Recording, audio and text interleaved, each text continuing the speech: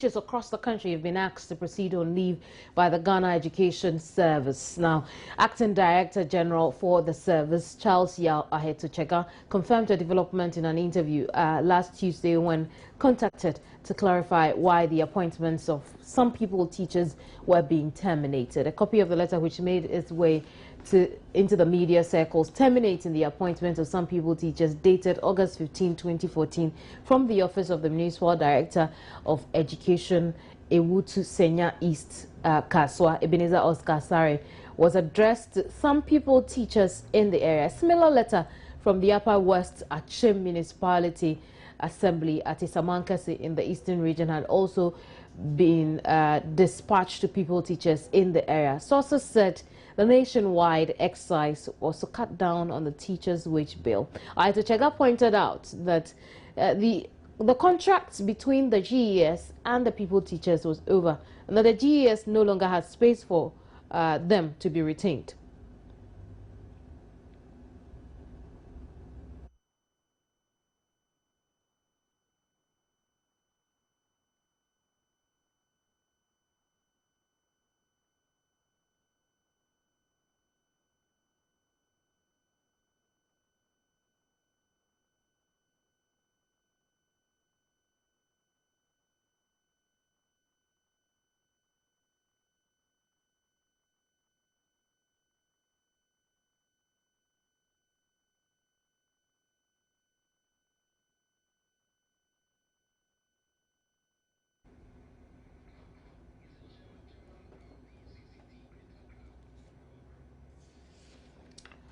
Right, and so let's get a quick reaction from the coalition of concerned teachers.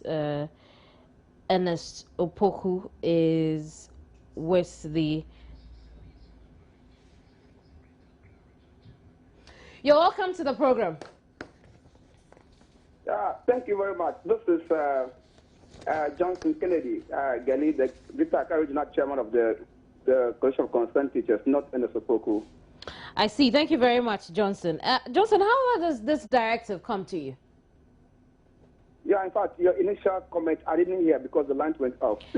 Well, pupil teachers have been asked to proceed on leave because government says that it no longer has use of them.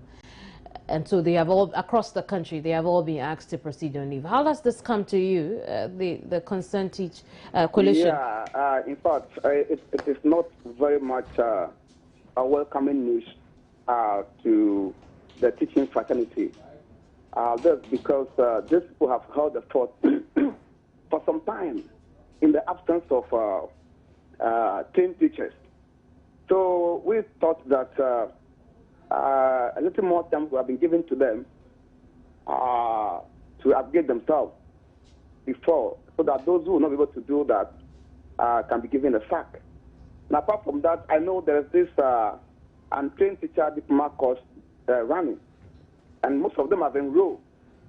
So those who have been enrolled to be allowed to finish, if there is anything at all. But just to give them a sack all of a sudden is rather unfortunate. And we also think that because there are a lot of teachers in the system now from the universities, that is why the GES is taking this action. We shouldn't forget that we have used them for several years before. So now that we have teachers in the system who have not got posting, and we just want to replace them, just that is not unfair. It's very unfair to them. That is my initial comment. And we think that even though we partially agree with the GES, because in many of these professions we have in Ghana, you have fake doctors, fake policemen, fake here and there. But in the GES, there's not like fake teacher. Everybody is teaching. It's affecting our work and our outlook. But we still think that we give a human face to their plight. I see. Johnson, I'm going to have you host the line. Stephen Edu is Director of Basic Education at the Ghana Education Service. He's joined our conversation. You're welcome to the program as well, Stephen. Thank you very much, madam. Stephen, explain this directive to us. Thank you very much. I think the issue is about the pupil teachers. And let me say that the appointment of the pupil teacher is a temporary measure. and normally it's just for 1 year, 1 academic year. So if after the 1 academic year you still not got any qualified teacher, then you have to reapply so that you can be considered as a pupil teacher. So it is not a permanent appointment within the Ghana Education Service. So that's the first explanation. And you know, for some time now, we've had difficulties getting these people, qualified trained teachers, especially in our deprived community. We train teachers and they all prefer to be in the cities and other towns and whatever. But as we speak now, we've gotten large number of qualified teachers who are prepared to go to these rural or areas or deprived communities. So the issue is simple, that if you have gotten qualified teachers, then it's proper that we replace them, the pupil teachers, with these qualified teachers. So that is the basic understanding. And as we all know, I overheard some of your people saying that we have to attach human face to it. We have really done a lot to contain all these things. So what we do is, you know, when we saw that we had all these people teachers in the rural areas, we introduced a program that we call as the Untrained Teachers Diploma Program, so that all these people teachers who were in the rural areas were to take advantage of that, so that they can also train and then become professional teachers. We started this program long time ago. And so for now, a large number of these people teachers have been trained, and they are now qualified teachers who have now been given permanent appointment.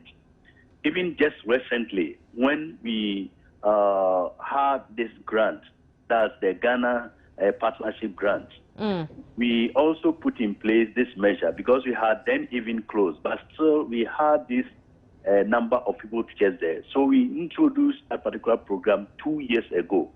So as I speak now, all those people teachers who have enrolled on this Untrained Teacher Diploma Program are not affected by the replacement, because we know that in the next 2 years, they will also come out as trained professional teachers.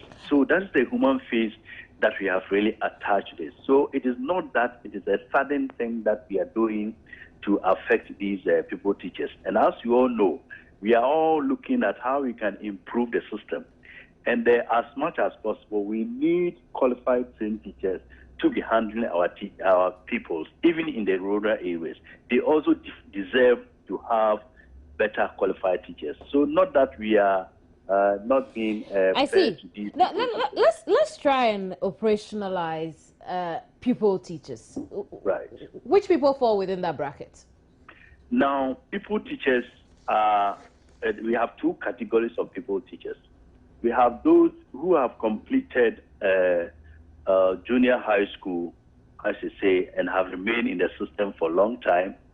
We also have another category of people who have completed the senior high school, or in the past you used to have the GCO level and whatever. So these are the 2 categories of teachers and the pupil teachers that we have in the system. So if you have come out as a senior high school graduate, but you haven't gone to the teacher training college or college of education to train as a professional teacher, and then you are given appointment as a temporary teacher, you are referred to as a pupil teacher, which in the other parlance we call as the untrained teachers. I see. And so it doesn't matter your qualification. Once you have no training as a teacher, you're a pupil teacher.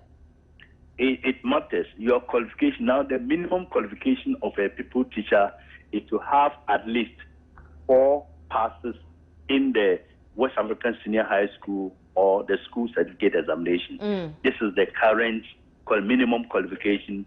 You'll be employed as a temporary teacher. We call as a pupil teacher. Right. You mentioned that the job as a pupil teacher is only temporal. For how long? Now I say that it's for 1 year.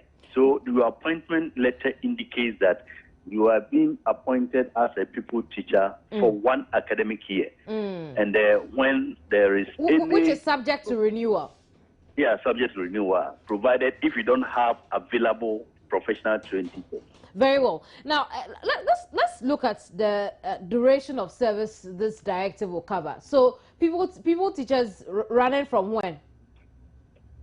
No, it's for 1 academic year. So if some of them have renewed that for so many years, because we have some of these people teachers who have remained in the system for over 20 years because of where they are and because we were not getting the qualified professional teachers to be in these areas. And so this directive includes all those people. That's what I'm, because when I asked that we operationalize the qualification of a pupil teacher. It includes all those people teachers. It doesn't matter whether if you have been teaching for 1 year, 2 year, 3 year, or whatever. If once you are not a professional trained teacher, you are affected by this directive. Stephen, I'll let you hold on. Before you came in, I was speaking with Johnson Kennedy. He is the Greater Accra Chair for the Coalition of Concerned Teachers. Johnson. Hello. Thank you very much for your patience. But from what Stephen has said already, an opportunity for pupil teachers to upgrade themselves was created or is available for them to do that. What's your assessment of this avenue created? Is it enough? Oh yeah, it was really enough. I'm very much aware of that program, and I have few friends who also went through the same program. So I think it was enough. Otherwise, saying is that, you know, it's like a sleeping law. That 1 year clause he has given is true. But over the years, it has become normal that they don't even go for renewal and they continue to teach. So it's just like the law has just woken up all of a sudden from sleep to apply in terms of that renewal. So they have been there teaching for a year, 2, 3. Most of them did not even bother themselves to go for renewal. And we allow them to continue with that renewal of their 1 year contract. You understand me? So Stephen, the education service was also paying teachers who had no contract with them. No, you see, if your contract has not been withdrawn, you see, because the normal thing is that you have to reapply. But you know, we have a system. Once your contract with the Ghana Education Service have not been withdrawn, then assumption is that you can continue to teach. But once your contract has been withdrawn, I don't think you are, if he is saying that things have been normalized, I don't think things can be normalized when you know very well that your appointment is temporary. There's nothing called normalized when it comes even to law. Because it has not been put in place that once you teach for 4 years, then you become a permanent teacher. There's no law like that. You still remain a pupil teacher, and whenever there's a qualified teacher, you have to be replaced. That is what the law says. Very well. So how many qualified teachers are we coming aboard? In fact, not just qualified teachers, but these qualified teachers who are willing to go to the rural areas. How many of them do we have? No, we have a lot of them. You see, now we have large numbers of teachers. As I speak to you now, when we did the rationalization, we have realized that there are a lot of regions who have more teachers than they need. Okay. As I speak now, all the regions, except the 3 northern regions, have shortage of teachers. So all the other regions have more than they need. So what is happening now is the rationalization is bringing out this issue that if you have more, then it means the new teachers, you have to put them somewhere. So if you realize this from Ashanti region, for instance, they have returned all the people that we sent to this year, and we are sending them to places where their services will be needed. So it tells you that the numbers of qualified trained teachers are now increasing. And so if you are still a pupil teacher and you don't think that you have to upgrade yourself, then you are losing that opportunity. Because as he is saying, in the past we didn't have them, but now we have them. We have these 38 colleges of education. Right now, as I speak, we have also private colleges who have been given accreditation. In addition to that, we have University of Cape Coast and University of Education Winneba, who are also trade colleges of training teachers for both diploma and then the degree. So it tells you that the numbers are increasing. So if you are a pupil teacher and then you stood there and you still want to take advantage of the fact that... I just wish that... we've heard that before. But indeed, when the Education Service or the Ministry of Education decided to scrap the allowances the teachers were receiving, we heard that enrollment had increased. But I wish we had the figures to compare, if indeed we could plug the holes that will be left by the termination of contracts with the pupil teachers we have as at now. But, no, but I want us to, we don't have the figures. We can't do the math, do we? You have told us that it has improved, and would take it as that. But I am just saying that I wish we had the figures so we can do a proper comparison. My sister, whether if you have the figures or not, like I'm telling you, Ashanti region, all the numbers that we sent, they have returned them that they don't have any vacancy. So it tells you that there are no vacancy in Ashanti region. The other regions too, there are no vacancies. So what they are doing is I am also telling you that based on stories we have covered, if you go to very remote areas, where? Up in the northern region, even in the same Ashanti region you have mentioned, very remote areas in the Ashanti region are being said. I'm sorry, Stephen. I got to be the one to ask the questions. Let me land. Okay, Stephen. Yeah, you go ahead. Yeah. Okay. Now, it is pupil teachers who help some of these students there to be able to enjoy their rights. Their right to education, and that's why I'm saying, and I'll say it again, and I really don't see the need why you would contest me on that. We would have appreciated figures so we can compare, make sure that what is being done will not affect the child somewhere into. But again, I wouldn't want us to drag on this particular issue because really we wouldn't have the figures at the end of the day. But I'm totally grateful for your company, Stephen.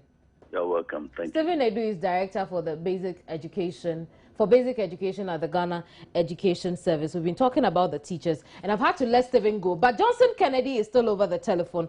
The reason Johnson is over the telephone is because the coalition went to NAT and decided that, okay, we can no longer be members of the Ghana National Association of Teachers, then we would want our contribution to the Teachers Fund.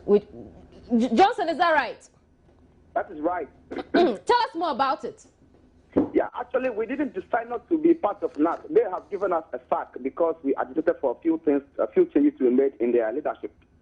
So that is one side. Then when they gave us a sack, yes, we agreed that we want to be on our own. So we formed a new union, as he said.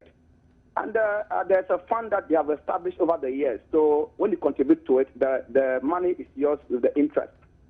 So we thought that logically, when we're given a sack, it should not be very difficult for us to access our fund with the interest. And initially they were doing that. When you apply for the fund and the interest, they give it to you. And they realized that the numbers were coming in volumes because they underestimated our strength as a young union. So they never thought that we have such a huge followership. So we never increased over the months, and people were going for their withdrawals. They realized that it posed a danger to the fund. So it got that point they were putting frustrations in our way.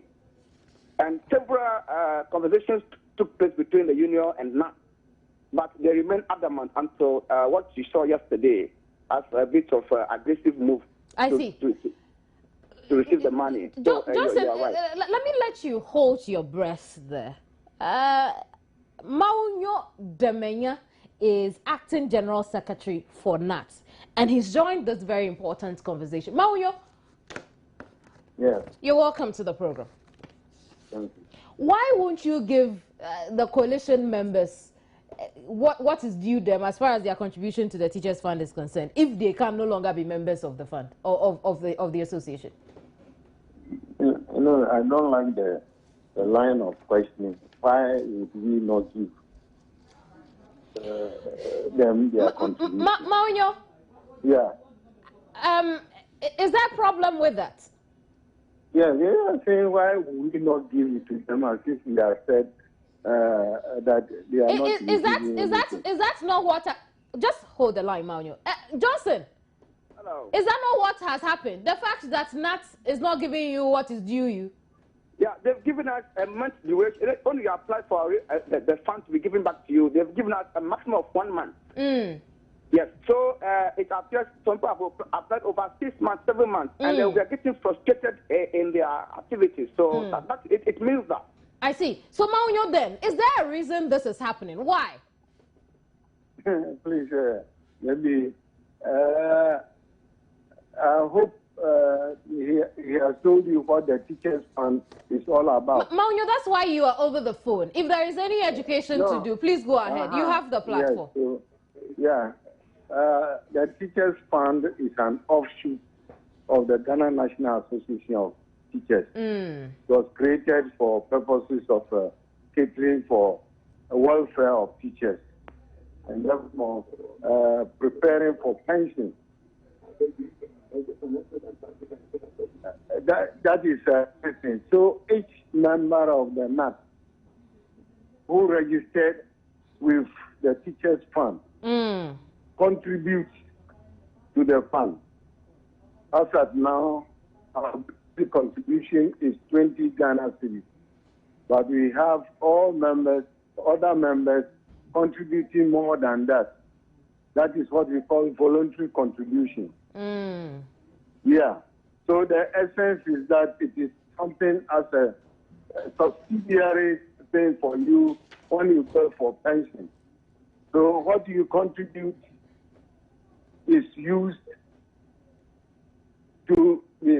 for investment and the rest.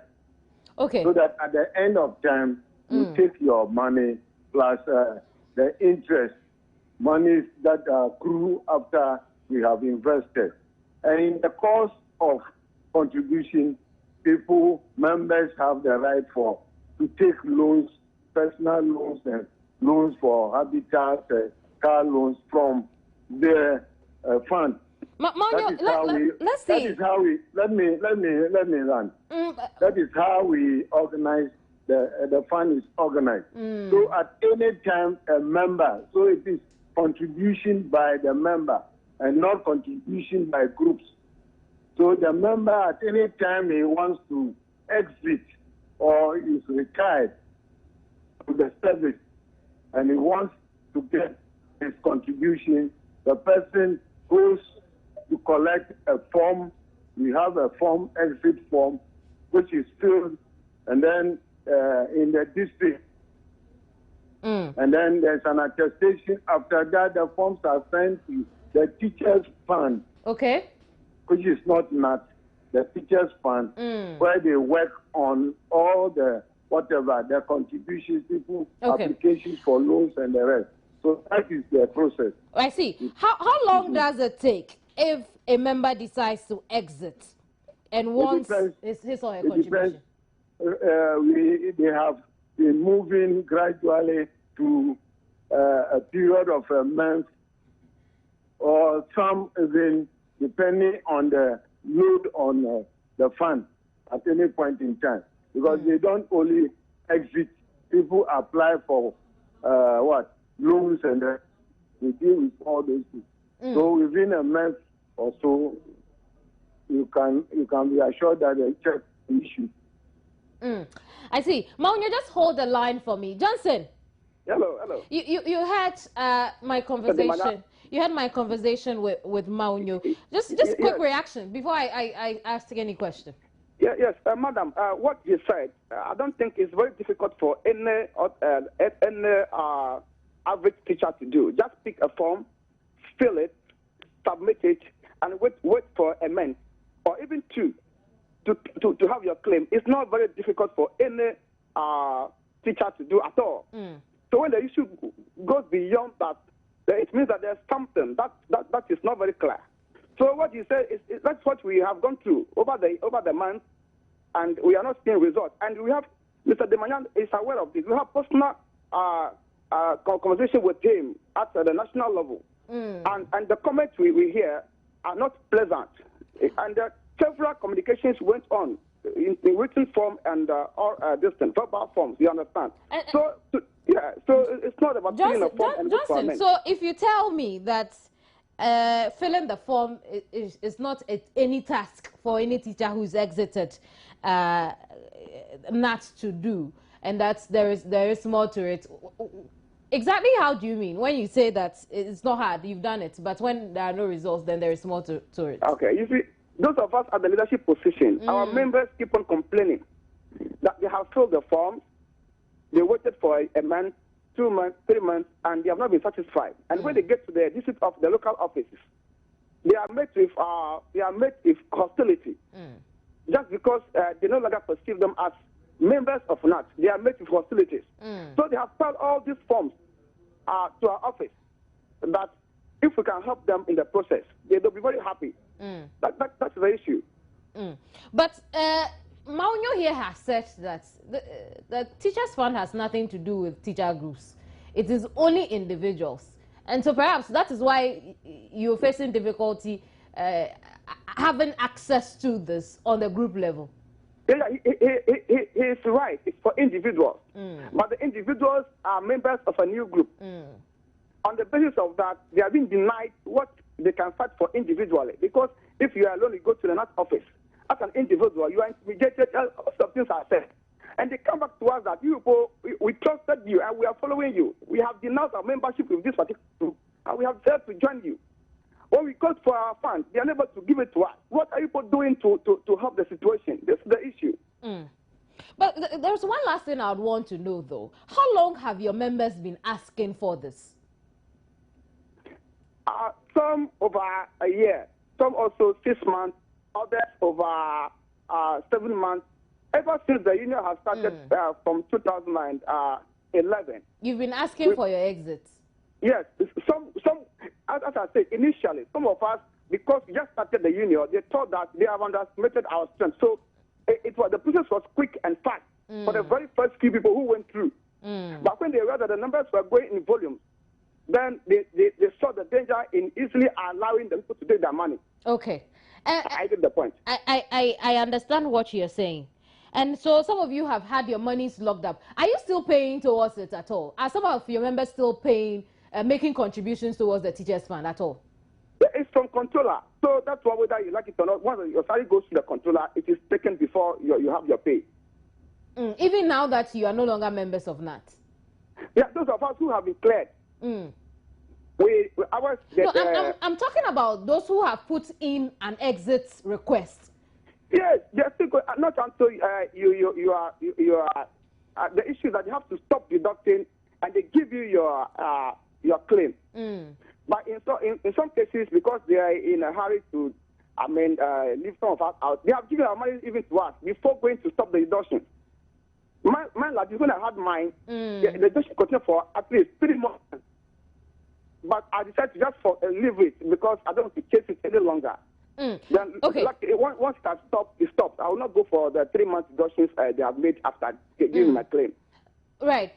Maunyo, your reaction to some of the accusations thrown your way, the fact that there could be underlying factors to this, not essentially what Johnson has said, you are envious of the growing numbers of the coalition, and so you're giving them a tough time in having access to their contribution towards the fund. Some of them have been asking for it over a year now, 2 to 6 months, and some a couple of months. What's your reaction to some of the things he said so far? Yeah, Madam, to your statement that we've been envious, I don't believe that NAT is envious of I didn't say it too. I was just making an understanding of what Johnson has said, basically. Yeah, so maybe your understanding is not...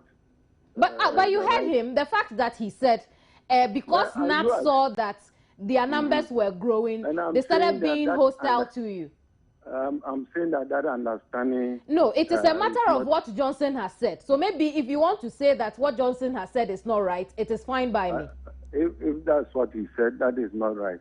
Yeah, we are not envious of the group. But let me. We don't underestimate anybody. So we don't underestimate anybody. We are so. Maunyo, let's move on from the envy to the matter at hand. The fact that NAT is being hostile to coalition members who have put in an exit request. I'm saying that we are not hostile to anybody. So yes. He was talking about contributions. If you care to know, okay, there are the membership or dues taking and whatever is at the controller. for each union or group. And you have situations where you have NAT members suffering NAGRA dues, even CCT dues. Yeah, NAT members who are suffering those things along their line. Even where people have stopped, we have even people suffering NAT dues, NAT people suffering table dues. These are problems which we are sorting, and they should be aware with the controller. Now to the deductions we're talking about for the teachers' fund. Those deductions continue. There are some who have stopped their, their NAT dues are stopped. They are getting the CCT dues, but still the deduction for the teachers' fund continues. And normally when you apply, they have to check at the fund to see your contributions and see whether these contributions have stopped. Because it means that at any point in time, you will be coming again for the contribution, because it is continuously being deducted. That is one aspect. Then when we come to the issue you are raising, you have to send the forms to the districts. We have 110 NAT districts.